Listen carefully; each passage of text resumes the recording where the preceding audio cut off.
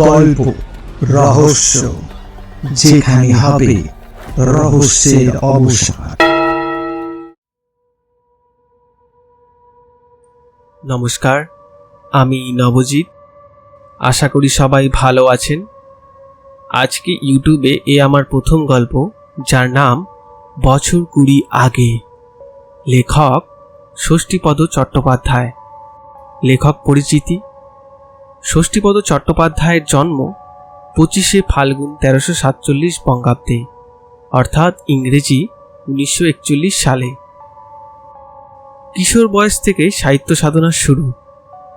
1961 সাল থেকে আনন্দবাজার পত্রিকার রবিবাসরীয় আলোচনীর সঙ্গে লেখালেখি সূত্রে যুক্ত থাকলেও 1981 সালে প্রকাশিত ছোটদের জন্য লেখা পাণ্ডব গোয়েন্দাই লেখককে সুপ্রতিষ্ঠিত করে। লেখক মূলত অ্যাডভেঞ্চার প্রিয়, তাই দেশে দেশে ঘুরে যেসব দুর্লভ অভিজ্ঞতা অর্জন করেছেন তারই প্রতিফলন ঘটিয়েছেন তার প্রতিটি রচনার কাহিনী ও চরিত্র চিত্রণে। আজকের গল্প রহস্যে তারই লেখা একটি ছোট গল্প, বছর 20 আগে, যেটা নেওয়া হয়েছে তার লেখা বই 50টি ভূতের গল্প থেকে। তো আজকের গল্প শুরু করা যাক। এই গল্প যারা পড়বে তারা সকলেই হয়তো এক বাক্যে বলবে স্রেফ চমক সৃষ্টিকারী মস্তিষ্ক প্রসূত একটা ঘটনা মাত্র। কিন্তু এই গল্প যিনি আমাকে বলেছিলেন তাকে অবিশ্বাস করার মতো মানসিকতা আমার অন্তত নেই। ঘটনাকালও খুব বেশি পুরনো দিনের নয়, মাত্র বছর 20 আগেকার কথা। মোলালির কাছে রতিকান্ত পোদ্দার নামে এক ভদ্রলোক থাকতেন। খুবই অভাবী লোক, স্ত্রী এবং 2টি ছেলে মেয়ে নিয়ে দারিদ্র্যের সংসার। ভদ্রলোক একটি বেসরকারি প্রতিষ্ঠানে চাকরি করতেন।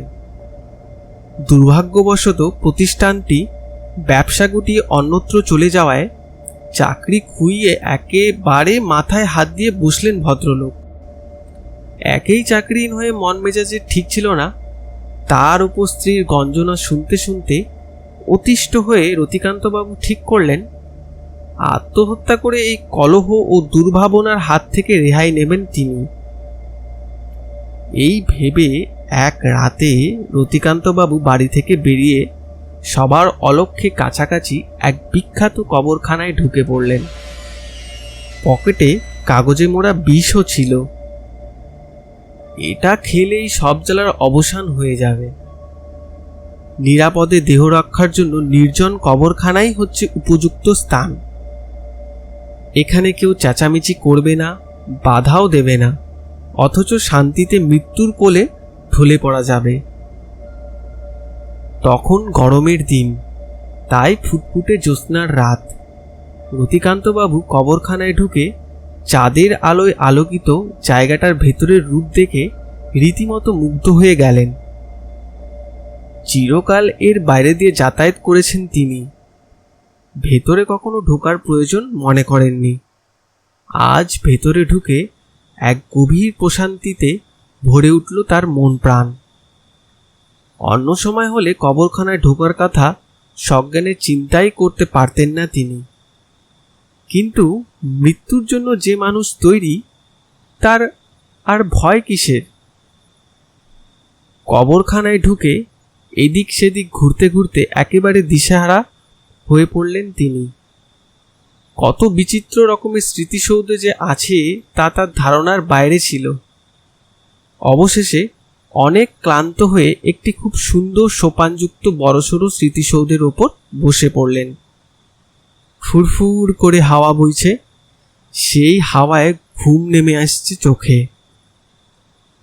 কত মানুষ তো এর ভেতর নিশ্চিন্তে নিদ্রা নিয়ে যাচ্ছে, কাজেই এর উপর শুয়ে যদি কেউ একটু ঘুমায় তো কার কি বলার আছে।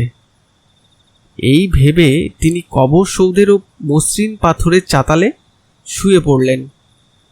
কেউ কোথাও নেই, নিস্তব্ধ নিঝুম চারদিক, শুধু আগাছায় ভরা। মাঝে মধ্যে দু একটা কেঁদো কুকুরের ছুটোছুটি ছাড়া আর কারো অস্তিত্ব নেই। শুয়ে থাকতে থাকতেই ঘুমে লুটিয়ে পড়লেন তিনি। কতক্ষণ ঘুমিয়েছিলেন খেয়ালও নেই তার। হঠাৎ একজনের ধমকে ঘুম ছুটে গেল।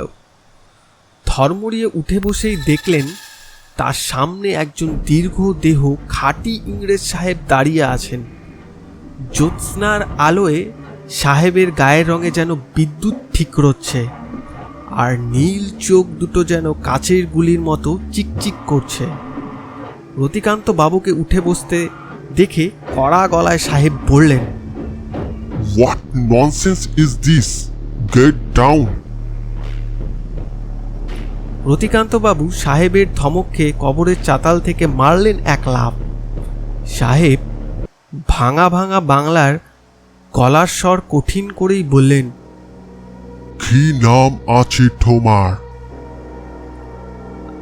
আগে আমার নাম রতিকান্ত পোদ্দার। এত রাতে তুমি কবরখানার মধ্যে আসিয়াছ কেন? আমি ভুল করে এসে পড়েছি সাহেব, আর কখনো আসবো না। আর কখনো আসিবার সময় তুমি ফাইলে তো আসিবে। আমি তো এখনই তোমাকে গুলি করিয়া মারিয়া দিবে। রতিকান্ত বাবু আত্মহত্যা করবেন বলেই এসেছিলেন, কিন্তু মৃত্যুর মুখোমুখি হয়ে ভয়ে কাঁপতে কাঁপতে বললেন, আমাকে এবারের মতন ক্ষমা করুন সাহেব। আমি এর আগে কখনো এখানে আসিনি। মা কালীর দিব্যি, আর কখনো আসবো না। বহু দুঃখে এসেছিলাম। বলে পকেট থেকে কাগজে মোড়া বৃষ্টি বের করে বললেন, এই দেখুন, আমি এটা খেয়ে সুইসাইড করব বলে এসেছিলাম। কি ওটা? এটা বিষ। কই দেখি। রতিকান্ত বাবু সাহেবের হাতে বিষটা দিতেই সাহেব সেটা ছুঁড়ে ফেলে দিয়ে বললেন, এটা খাইলে ইঁদুর ছোচা মরিবে। তুমি মরিবে কেন? দু একবার বমি করিলেই তো বাঁচিয়া উঠিবে তুমি। একদম ভেজাল চিজ আছে। রতিকান্ত বাবু আতকে উঠে বললেন, ভেজাল? তবে না তো কি? তোমরা সরেসিরা আসল মাল খাওয়াইবে লোককে। তা যাক, কিন্তু তুমি সুইসাইড করিতে আসিয়াছিলে কেনে? আমি মারিয়া যেখানে বাঁচিয়া উঠিতে চাহিতেছি, তুমি বাঁচিয়া সেখানে মরিয়া যাইতে চাহিতেছ কি কারণে? রতিকান্ত বাবু তো লাফিয়ে উঠলেন। আপনি বাঁচতে চাইছেন? মানে আপনি বেঁচে নেই? তার মানে আপনি মৃত? হ্যাঁ, আমি মৃত। বাঁচিয়া থাকিলে আমি এই রাত দুপুরে তোমার সঙ্গে এখানে কি নকশা মারিতে আসিতাম? তুমি যে কবরের ওপর শুইয়া আছো, সেটাই আমার খবর। রতিকান্ত বাবু বললেন, হ্যাঁ বুঝেছি। তা আপনি কতদিন আগে মরেছেন সাহেব? তাহা শুনিয়া তোমার লাভটা কি? তোমরা সরসিরা একদিন আমাকে গুলি করিয়া মারিয়াছিলে। তা হতে পারে, তবে আমি কিন্তু স্বদেশী নই সাহেব। দেশ এখন স্বাধীন হয়ে গেছে। আমি আপনাকে মারিনি। মা কালীর দিব্যি, দয়া করে আমাকে ছেড়ে দিন সাহেব।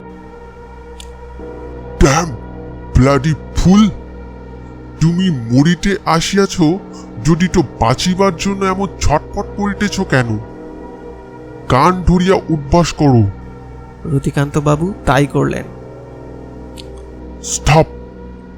এইবার আমাকে সত্য করিয়া বলো তো, তুমি এখানে মরিতে আসিয়াছিলে কেনে? রতিকান্ত বাবু বললেন, আমার দুঃখের কথা কি আর বলবো সাহেব। বড় কষ্টের দিন কাটছে আমার।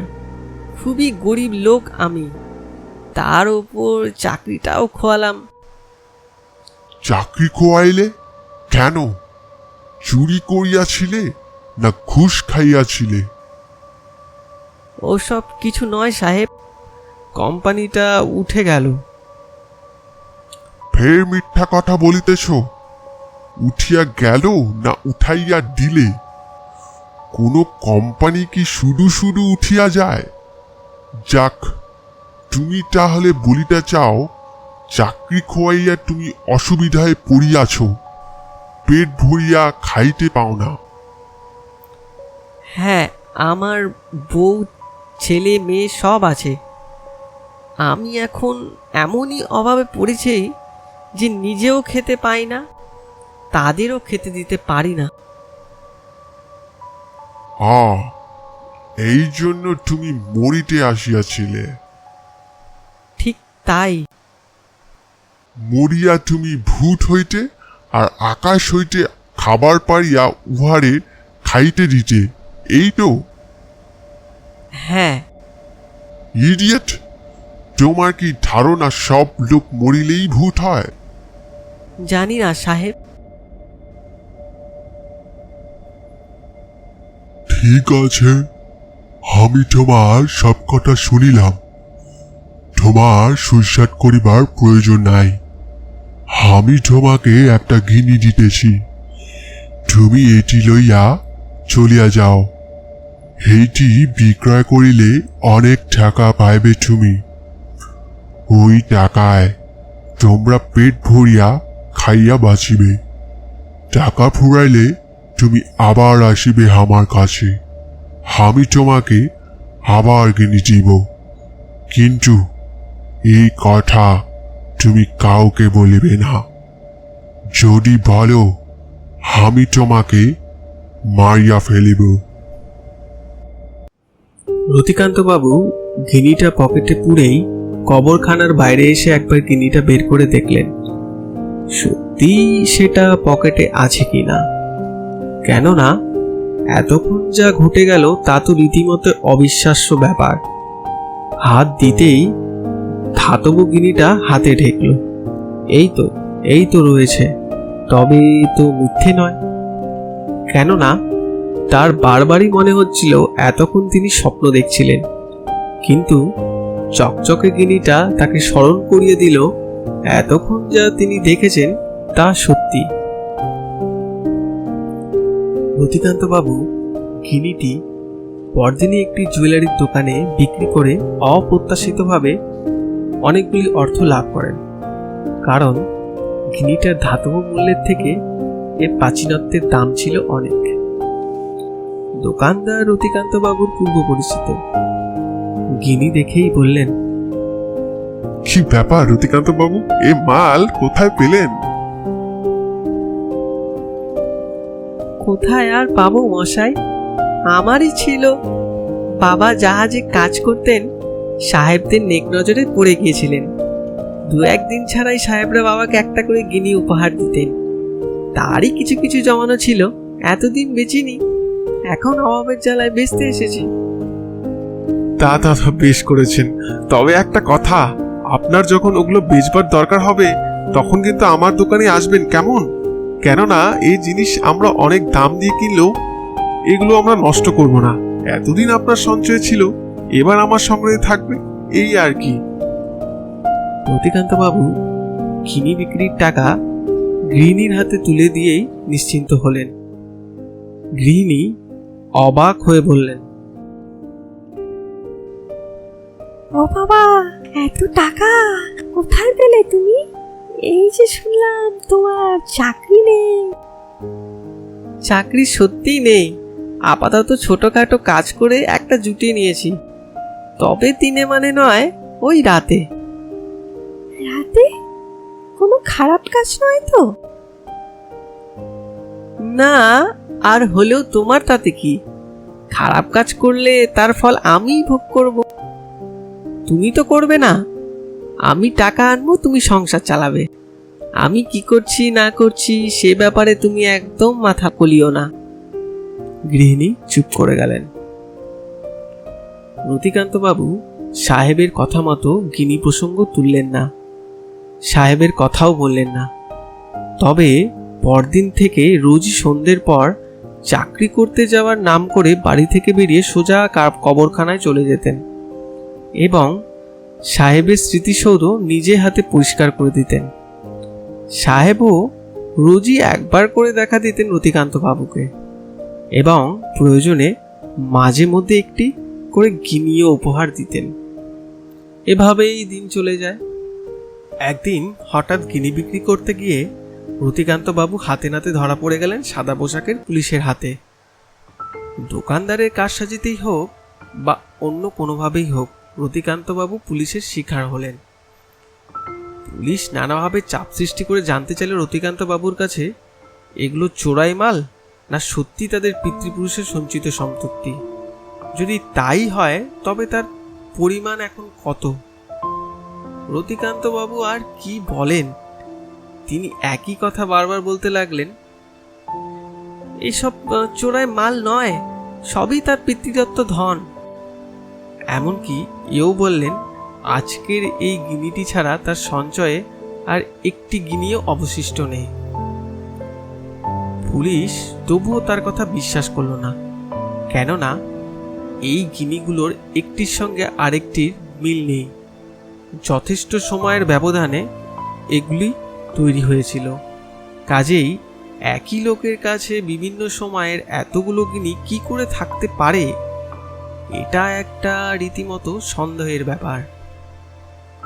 তাই পুলিশ রতিকান্ত বাবুকে অ্যারেস্ট করে তার বাড়িতে এসে ঘরদোর তছনছ করে চারদিক তন্ন তন্ন করে নেড়ে ঘেটে কিছুই না পেয়ে ফিরে গেল। ফিরে গিয়েও লকআপে রাখা রতিকান্ত বাবুকে ভীতি প্রদর্শন করে কথা আদায়ের চেষ্টা করতে লাগলো। রতিকান্ত বাবু অনেক কাদাকাটি করলেন, দারোগা বাবুর হাতে পায়ে ধরলেন, কিন্তু কোনো ফল হলো না তাতে। রতিকান্ত বাবুর গৃহিণী এসেও হাতে পায়ে ধরলেন, কিন্তু কিছুতেই কিছু হলো না। দারোগা বাবু বললেন, যতক্ষণ না সত্যি কথা বলবেন উনি, ততক্ষণ ওকে ছাড়া হবে না। রতিকান্ত বাবুর গৃহিণী স্বামীর কাছে গিয়ে কেঁদে বললেন, আমার তখনই সন্দেহ হয়েছিল, নিশ্চয়ই তুমি কোনো খারাপ কাজ করছো।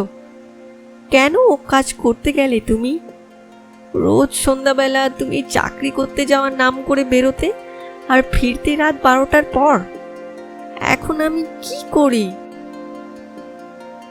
রতিকান্ত বাবু তখন সাহেবের নিষেধ সত্ত্বেও সব কথা খুলে বললেন গৃহিণীকে এবং বললেন যেভাবেই হোক সাহেবের সঙ্গে একবার দেখা করে এই বিপদের কথাটা জানিয়ে আসতে।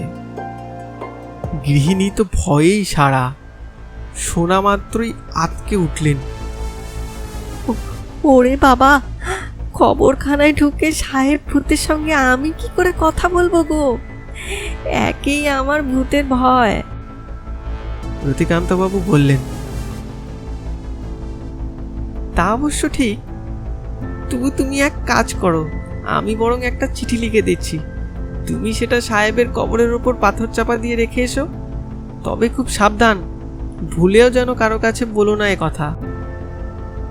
না না, তা বলবো না, কিন্তু আমি সাহেবের কবর চিনব কি করে? সেসব আমি বলে দিচ্ছি। রতিকান্তবাবু একটা সাদা কাগজে 2-1 ছত্রে নিজের বিপদের কথা জানিয়ে লিখে দিলেন। তারপর গিনিকে বুঝিয়ে দিলেন কীভাবে কোনখানে যেতে হবে এবং এও বলে দিলেন ওই কবরখানায় সবচেয়ে বড় স্মৃতিসৌধটাই সাহেবের। রতিকান্তবাবুর গৃহিণী দিনের আলো থাকতে থাকতেই রক্ষীতের নজর এড়িয়ে ভাঙা পাঁচিলের পাশ দিয়ে কবরখানায় ঢুকে পড়লেন। তারপর রতিকান্তবাবু যেভাবে যেমন করে যেতে বলেছিলেন ঠিক সেভাবেই গিয়ে সেখানকার সবচেয়ে বড় স্মৃতিসৌধটির কাছে পৌঁছলেন। তারপর বিশেষ চিহ্ন আঁকা দীর্ঘ এপিটাফের নিচে একটি পাথর চাপা দিয়ে চিঠিটা রেখে চলে এলেন। রাত তখন 1টা। থানার লকআপের ভেতরে দারোগাবাবু রতিকান্তবাবুকে জিজ্ঞাসাবাদের পর জিজ্ঞাসাবাদ করে চলেছিলেন, আর রতিকান্তবাবু সেই একই উত্তর দিয়ে যাচ্ছেন। বিশ্বাস করুন আপনারা, আমি চুরি করিনি। এ সবই আমার পিতৃদত্ত ধন। যা ছিল সব বেচে দিয়েছি। তাছাড়া আপনারা তো আমার বাড়ি তল্লাশ করে দেখে এসেছেন, তবুও কেন অবিশ্বাস করছেন আমাকে? অবিশ্বাস করার যথেষ্ট কারণ আছে বলেই করছি। এই সব দুষ্প্রাপ্য গিনিগুলো আপনার পিতৃদত্ত ধন হলে আপনার এরকম দশা হতো? আপনি তাহলে ভাড়া বাড়িতে টিনের ঘরে থাকতেন? চালাকির জায়গা পাননি না? রতিকান্তবাবু নীরব। সত্যিই তো, কি উত্তর দিবেন তিনি? এমন সময় হঠাৎ এক কাণ্ড। রুদ্রমূর্তিতে ঝড়ের বেগে যিনি এসে সেখানে দাঁড়ালেন, তাকে দেখে চমকে উঠলেন সবাই। দারোয়ান থেকে ওসি পর্যন্ত সশস্ত্র হয়ে স্যালুট করলেন তাকে। সেই অতি ভয়ঙ্কর মূর্তি দেখে ভয়ে কাঁপতে লাগলেন সবাই। কে ইনি? Police commissioner? না, তিনি তো বাঙালি। তবে কি সেন্ট্রাল থেকে এসেছেন কোনো ব্রিগেডিয়ার? তাই বা কি করে হবে? ইউনিফর্ম তো পরে আছেন উচ্চপদস্থ সার্জেন্টের। তাহলে কি অসাধারণ ব্যক্তিত্ব, কি ভয়ানক নীল চোখের চাইনি, কি হিংস্রতা, লাল টকটকে মুখ। খাঁটি ইংরেজ সাহেব। কে পাঠালো একে? কোথা থেকে এলেন? সাহেব এসেই ঘটঘট করে ওসির ঘরে ঢুকে পড়লেন। তারপর দাঁড়িয়ে দাঁড়িয়েই ক্রুদ্ধ চোখে ঘরের চারদিকে একবার তাকিয়ে দেখলেন। টেবিলের কাগজপত্রগুলো একটু নাড়াচাড়া করলেন। চেয়ারটা টেনে নিয়ে একবার বসতে গিয়েও বসলেন না। জুতো শুদ্ধ একটা পা চেয়ারের উপর রাখলেন। তারপর টেবিলে রাখা ময়লা ছোপ ধরা কাচের গ্লাসটা ঘরের কোণে আছাড় মেরে বোমা ফাটার মতো বললেন, আমার ঘরের এইরকম অবস্থা কে করিয়াছে? তারপর ওসির দিকে তাকিয়ে ধমক দিয়ে বললেন, হু আর ইউ? ওসি সন্ত্রস্ত হয়ে বললেন, স্যার, আমি বর্তমানে এই থানার ভারপ্রাপ্ত officer. You bloody fool! Tell Mr. Taggart you are really unfit for this post. তারপর গোটা থানার চারদিক ব্যাঘ্র বিক্রমে ঘুরে ফিরে দেখে লকআপের কাছে এসে রতিকান্তবাবুর দিকে তাকিয়ে ওসিকে বললেন, হেই লোকটাকে তোমরা ধরিয়া রাখিছে কেন? একে আমরা স্মাগলার সন্দেহে ধরে রেখেছি sir. Bloody fool! He is a very good man. I know him. যদি ভালো চাও তো তোমরা ইয়াকে এখনই ছাড়িয়া দাও। বলার সঙ্গে সঙ্গে ছেড়ে দেওয়া হলো রতিকান্তবাবুকে। লকআপ থেকে বেরিয়ে রতিকান্তবাবু দেতো হেসে সাহেবকে একটা স্যালুট দিলেন। সাহেব রতিকান্তবাবুকে ধমকালেন, Get out of here! রতিকান্তবাবু সাহেবের এরকম মূর্তি কখনো দেখেননি। এমন ইউনিফর্ম পরা বদমেজাজি পুলিশের চেহারা কখনো না। তাই ধমক খেয়ে কোনো রকমে কোচা গুটাতে গুটাতে দৌড়ে পালালেন। রতিকান্তবাবু চলে যাওয়ার পর সাহেবও চলে গেলেন ঝড়ের বেগে। আর থানা শুদ্ধ লোক ভয়ে বিস্ময়ে মুখ চাওয়াচই করতে লাগলো। সাহেব যাওয়ার আগে পুলিশের খাতায় খসখস করে কি যেন সব লিখে চলে গেলেছেন। বিস্ময়ের ঘোর কাটলে সবাই একটু প্রকৃতিস্থিত হয়ে খাতায় পাতার ওপর ঝুঁকে পড়ে দেখলেন সাহেব যা লিখে গেছেন। The man is known to me, and as such I am releasing him. লেখা শেষে নিজের নামও সই করে গেছেন সাহেব। ঘটনার আকস্মিকতায় সকলে এমনই সম্মোহিত হয়ে পড়েছিলেন যে সবাই যেন কীরকম হয়ে গিয়েছিলেন। সাহেবকে চ্যালেঞ্জ করার মতো মনোবলও ছিল না কারো। যাই হোক, সে রাতে সেই অবাস্তব অভিজ্ঞতার সত্যসত্তা যাচাই করতে গিয়ে দেখা গেল টেগার্ট যখন পুলিশ কমিশনার ছিলেন তখন এই নামাঙ্কিত ব্যক্তি ওই থানারই একজন ভারপ্রাপ্ত অফিসার ছিলেন। পুরো নথিপত্রের সইয়ের সঙ্গে সে রাতের সেই রহস্যময় মানুষটির সইয়ের হুবহু মিল পাওয়া গেছে। শুধু তারিখেরই যা হেরফের হলো এবং অনুসন্ধানে এও জানা গেল এই সাহেবটি তৎকালীন সময়ে স্বদেশীদের হাতে নিহত হয়েছিলেন।